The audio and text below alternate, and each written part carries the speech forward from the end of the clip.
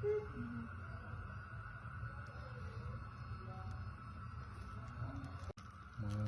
าวพอดีงามเลย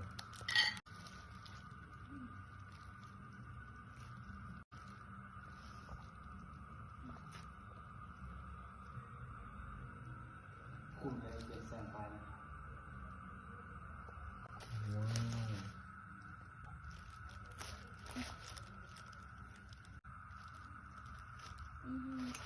โมเมนต์หมอนทองว่าตัวนี้ว่าหมอนทองเนาะคิดมือฉันอันเดิมเลยนี่ต้องแบบอ่ะ มือเลย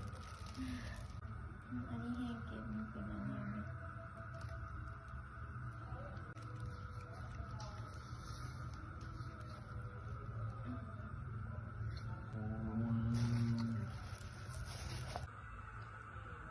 ได้ปะ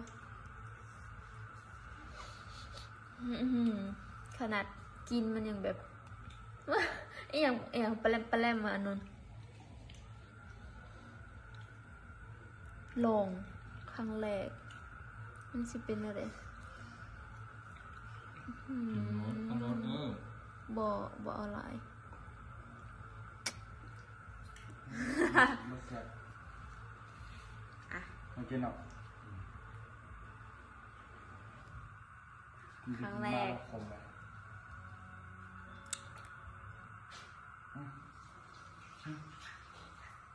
กินไหม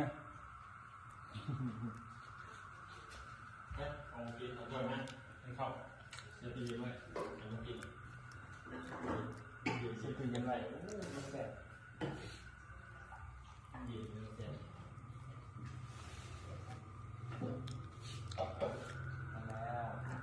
เย้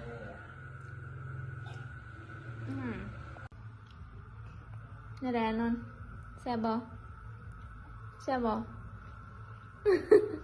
ลองกินบ้างลองกินบ้างกินบ้างกินนะกินบ้างกินบ้างไหม ไม่ต้องลงกินเลย กินบ้าง ไม่ต้องเอาชื่อเลย